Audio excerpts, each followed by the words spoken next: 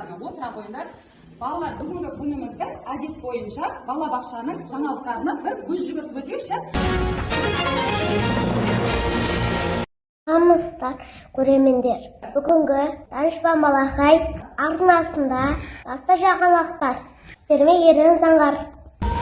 Сәлем достар. Мен Адия Рахымжан қызы.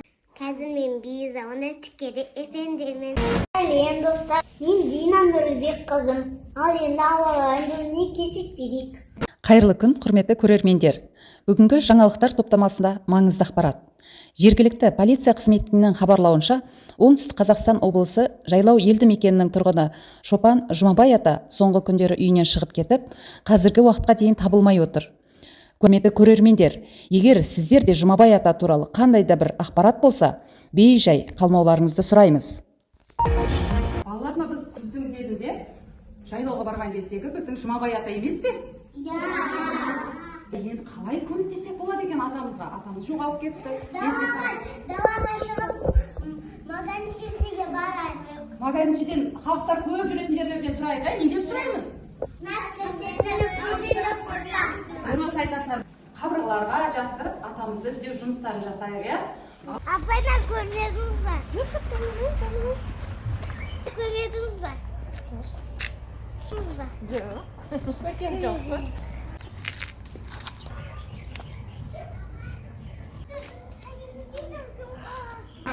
Апай, кісіні көрмедіңіз ба? Оны мен көргенім жоқ қой. Енді балалар қараңдар, біз Жұмабай атаны іздейміз деп жатырмыз. Ал ауылда қарт әжеміз жалғыз өз, қаншама тіршілікпен жалғыз өз қалып кетті. Біз одан да атамыз табылғанға дейін ауылға барып жайлауға әжемізге көмектесе қалай қарайсыңдар? Иә! Біз ауылға барып көмектесу үшін біз ауыл тіршілігі туралы жақсы біліп баруымыз керек. Біздің бір пайдамыз тиюі үшін. Балалар, ауылда кімдер өмір сүреді? Жарайсыңдар. Ал адамдардан басқа ауылда тағы нелер бар?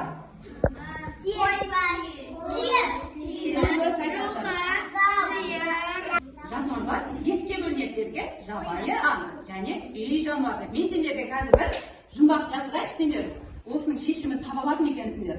Айран берген, құрт берген, шелек сүт берген. Айтыңдаршы балалар, бұл қандай мал? Кім біледі? Егер шешімі дұрыс болса, біздің суретіміз шығады. Толтырпай бір. Шешімі дұрыс болмаса, суретіміз шықпайды. Қараңдаршы балалар. Сурет шықты ма? Апаны қоп, сурет шықты, сиырдың суреті шықты. Сыбдырдан да қорқады. Селтиіп екі құлағы елеңдеп ылғи тұрады. Кім екен көрейікші кәнекей? Қорқақ, қандай жануар екен? Құлағы селтиіп қалған. Кән біздің балаларымыз дұрыс тапты ма, таппады ма? Дұрыс та балалар? Жылқының төлі не деп айтамыз? Қуыршақ. Түйенің төлі? Ешкінің төлі? Лақ. Ал қойдың төлі? Қандай жануар тұста? Сиыр. Мен ұстап тұрайын, е? Сен былай тұра ғой. Айтаңыз, мына жердегі сұрақтарды қой, сөйтіп өзің жауап бер. Мынау не? Бұл сиыр. Үлкен ба кісі ма? Үлкен. Түсі қандай? Ақ қара. Немен? Даусы қандай? Қатты айтшы, дауысын қатты салыңдаршы. Жарайды, ары қарай Дина. Не жейді? Не жейді де? Үй жануары ма, жабайы ма? Мынау не? Бұл ешкі, үлкен ба кіші ма? Үлкен. Даусы қандай? Не құрттен еді? Шөп. Түсі қандай? Қоңыр. Қой. Қой. Кішкентай ма? Дәу. Светі қандай? Сары.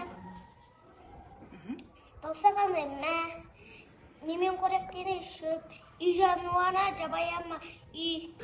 Бұл тие кішкентай ма? Дәу ма? Дәу. Немен қоректен еді? Шөп. Жабайы жануары ма? Үй жануары ма? Үй. Түсі қандай? Түсі қандай? Қоңыр. балалар? Кештегіна тұрма, тау, жепете қандай, болма, Дауысы? даусы қандай, қақа, Аха. немен көрінеді, шөп, имат, исана. Мына жердегі жануарлардың барлығына атын айттық, үлкен ба кіші ма екенін айттық, түсін айттық, дауысын салып бердік, немен қоректенетіні және үй жануарына жабайы аң ба екені туралы біз толық айтып бердік.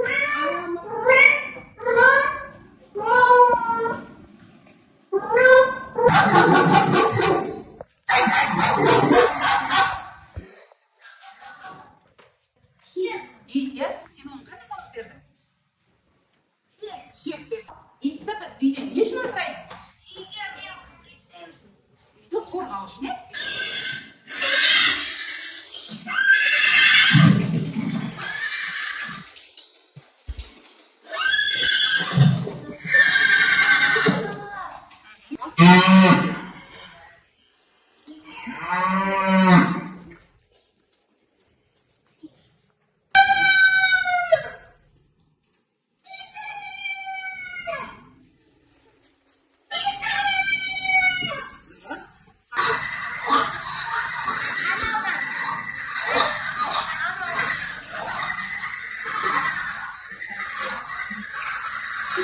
Ал енді атын білеміз бе? Айта қош, бұл не екен? Бақа. Оны немен қоректендірдің? Мынау не? Шыбын, шіркеймен қоректенеді шарты бойынша тек қана 4 түліктен алатын өнімдерді ғана көрсетеміз. Қор дейді. Балалар, дұрыс па? Иә. Сүйек колбаса. Сүйек колбаса, ет дейді. Балалар, қараңдар, 4 түліктен алынады ма? Иә. Сүт, айран, ағарғандардың барлығы біз 4 түліктен аламыз. Қаймақ балалар. Қойдың жүні, дұрыс таптың Раяна. Біз тәпішке балалар, кезден жасалған киімдердің барлығы осы 4 түліктен алынады. Өте дұрыс.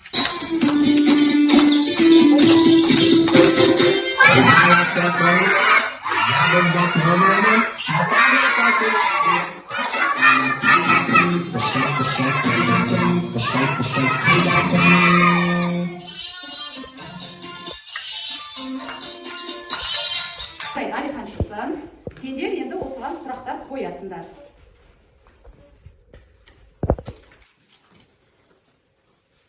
Жануар ма, адам ба? Ары қарай айтыңдар. Сақа болған дейді. Қолына подарок ұстап алған дейді. Шапкасы бар. Қай мезгілде ұстап балалар? Аязатта. Дұрыс айтады Алихан. Адам ба, жануар ма? Жануар. Яғни ауырмен жоғалаушы екен, иә? Түрі жақсы ма, қорқынышты ма? Қорқынышты. Қалай жүреді? Не деп ойлайсың? Жылан. Құйрығы бар екен. Екі құлағы бар, түкірейген дейді. Мысық екен, иә, балалар?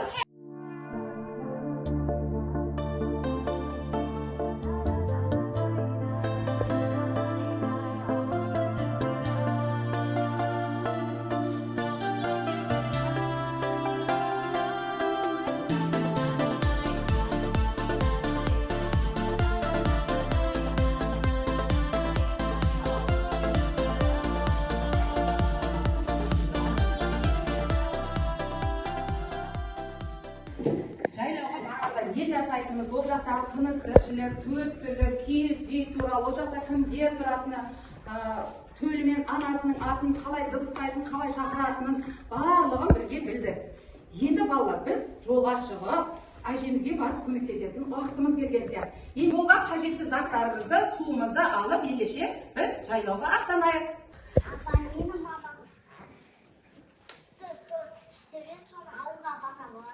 Әрине, торттыңды ала кетейік ауылға, ендеше Қанекей балалар, барлығымыз қатарға тұрып, баяу жүріспен жүрейік.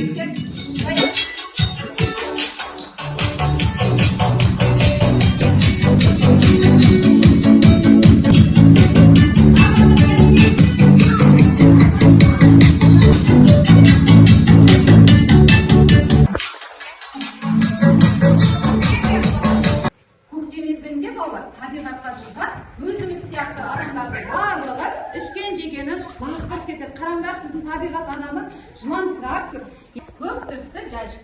мына жерден жинап, қағаз қалдықтарын саламыз. Темір қалдықтарын қызыл жәшікке саламыз. Бізде өте көп пластик қалдықтар бар бізде, иә?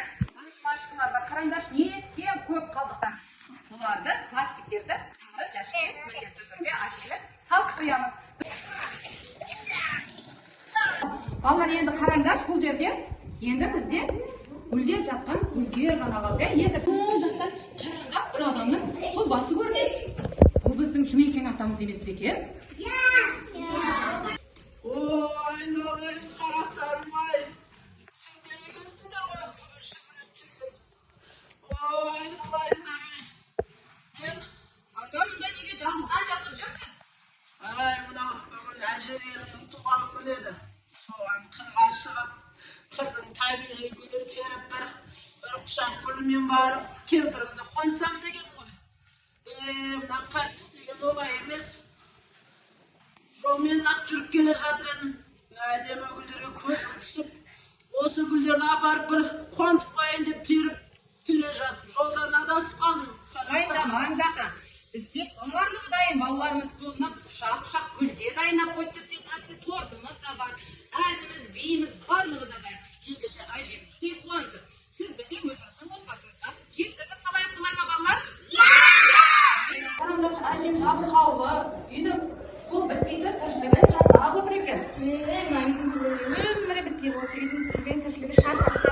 Ана Жұмекенге қайықта жүр екен, Жұмекен жоқ болып кетті ғой осы. Әлі мал жайғау керек, әлі күні пісіп, қымыз дайындау керек. Жұмекен жоқ болып кетті, қайда жүр екен?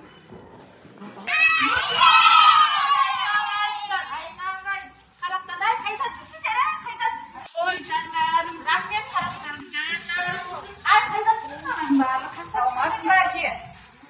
Біз сізді осындай қамыға отырғанымызды көріп, сізге қосып сыйымыз бар. Қанекей, қосып сыйымыз. Айналайын, менде қайтамыз айналайын-ау, аман есен жеттің ба? Аталарына кетті ме балалар? Ай, уайымдап қалдым ба кемпірім-ау. Саған тосын сый жасайын деп гүл теріп келдім. Айналайын, құтты болсын. Ой, рахмет, шағам. Айында бұл аталарым беріп. Кісілердің арқасында ежелер дауы бар. Әттеген қарттық деген осы ғой. Қолда атасы қалды. Рахмет жандарым, ой, аталарым. Сендер жүректен қандай дейсіз, аталарым тауып кепсіңдер ғой. Аталарым бер, аталарым уайымдау керек менде. Хadi бала деп құттайын деп сізге. Мені құп берейін сендер. Жандарым, аталарым тауып кепсіңдер. Тілектерінен сол. Сізге арналған өлең шумақтар бар екен. Ендеше өлең шумақтарын сізге арнап айтып берсіне. Тауыққа жектеруге ауырады кейде аян береді. Өзі менің сүйген айналайын ағаным, тентек болсын кесеген сөзіспадан әжім. Ой жаным, текектер қызар дедім. Сайған әбейім, секір сатсан әжім, өзі көпейін дәтті баяжым. Ой қарам, үлкен болсын. Ескіндерен алынды, аралаймын әлемді, әжеме суық әкеліп, таң қалтырам әлемді. Ой құдай береді жаман. Әжеме әлемді, ақсамайды қариды, шаханет береді, керек болса бәріне. Ой жарайды. Әже туған күніңізбен. Әже туған күніңіз құтты болсын. Денсаулығыңыз ұзақ болсын, әже. Рахмет жаным. Ал енді әже, сіз білесіз, бізді балаларымыздың әжесіне арналған осы жайлаудағы қошақандарын әжесі самған әдемі әсем әні де бар. Ендеше Заңғар баламыз ортаға шығып, сізге арнап әсем ән орындап берсінші, кәнекей Заңғар ортаға шығып ғой.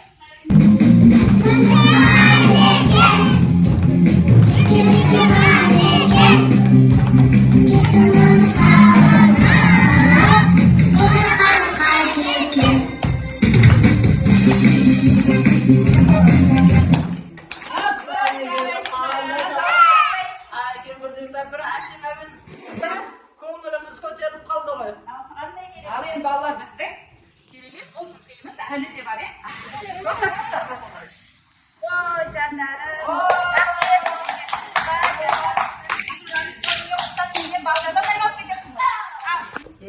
Қартайған деген қарттық деген осы екен ғой. Таң ертең азанғы салқынмен таза ауада көтеріп, бір әжелерімді қуантайын деп жүргенде жолдан келеді адасып кеттім. Осы бүлдіршіндер болмаса, бәлкім үйіме оралар едім, орамас едім. Жарайсыңдар балалар. мынау қамшының сабындайлау қысқа өмірді сыйласыңдар. Үлкенге құрмет, кішіге ізет білдіре біліңдер. Мынау бақшада алған тәрбиелерің сендер тек қана биіктерге, белестерге жетелейтініне мен кәміл сенімім мол. Олай болса мына бүлдіршіндеріме бата бер жеден, қане қолдарын жайылыңдар. Қамшының сабындай берік болыңдар. Тұлпардың жалындай серпінді болыңдар. Жүректерің мейірімге толсын. Жақсылықта жолдарың ашылсын. Білім алып, армандарыңа қанат бітсін. Қадамдарың құт болсын айналаның қарақтарың. Бақтарың жанып, болашақтарың жарқын болсын. Рахмет атасы. Кішкентай балапанға бата беріп жатсыз. Медина келе ғой. Жандарым. Мына қазақта тұмар тарту деген ырым бар екен. Осы үлкендер артымыздан деген ұрпақтарға өзінің қасиетті бағалы сыйлығын аманаттап тастап кететін. Сол дәстүрді жалғастырып мен мына қыздарыма осы қазақша көйлекті табыс еттім деп отыр. Бұл қазақша көйлек жандарым, бұл менің қыздарымның сахнада үлкен сахналарда өнер көрсетіп, талай көрерменнің көзайымына ие болып, өнер көрсеткенде киген көйлектері. Осының көздерінің қарашықтарына сақтап, осы сахналарда киіп, мына әшекейлерді, әдемі әшекейлерді тағып, үлкен сахналарда өнер көрсете берген жандарым. Қандай керемет салт дәстүр. Бұны тұмар тарту деп айтады екен. Дәстүрді. Медина қызымызға тағып көрейікші. Әпшелер сияқты биік сахналарды ағындырып, жоғарыдан көріне берсін деген мақсатпен саған әжелерің беріп жатыр екен. Үлкен сахналарда, әпкелерінің жолы үлкен сахналарда өнер көрсеткен жандар. Балалар біле білсеңдер, бұл қазақтың ұлттық құндылықтары болып саналады. Әжелерің қолдан осындай сыйлық алған, сендер бақыттысыңдар. Сендер бүгін бір жақсы іс жасадыңдар аталарына. Аталарыңды жоғалтып отырсыз, аталарыңды әкеп өте жүректерің мейірімге толы екен. Мен сендерге құр айтармай шай берейін, иә? Шай ішеміз ба бізбен бірге? Сендерге біз шай демдеп берейік. Көрдіңдер ма, біз атамызды, әжемізді қуандық, олардың үлкен дастарханына топ ете қалдық. Балалар қараңдаршы, біз таңғы уақытта балабақшаға келіп, сол күндегі әдетіміз бойынша іс-әрекетімізді бастамас болып, хабарды, жаңалықтарды қосқан едік. Соны қараңдар балалар, қайдан шықтық, біз жол жүрекке қандай әрекеттер жасадық. Біз оның бәрін өзіміз біліп жасап отырған жоқпыз, бірақ сендердің бойларындағы қандай әдемі, ерекше қасиеттер бар екенін сендер жол жүрекке өздерің көрсете білдіңдер. Ендеше бүгінгі күніміз біздің берекелі де мерекелі болды, яғни жақсылықтың жолымен келген екенбіз балалар. Дұрыс па? Ал біз өзіміз балалар қандай балалармыз? Өте тату балалармыз. Тату өскен баламыз, айтқан тілі аламыз, наннан кесе аламыз, еңбегіміз аламыз, ойыншықтарды шашпаймыз, келіншегі ашпаймыз, шырға шықсам достармен, қасалап қорқып қаспаймыз. Балалар, бүгінгі іс-әрекетіміз аяқталды. Атамыз бен әжеміздің жақсылап жасаған дастарханнан ауыз тиіп, бүгінгі іс-әрекетімізді осымен аяқтаймыз. Келген қонақтарға сау бол дейміз.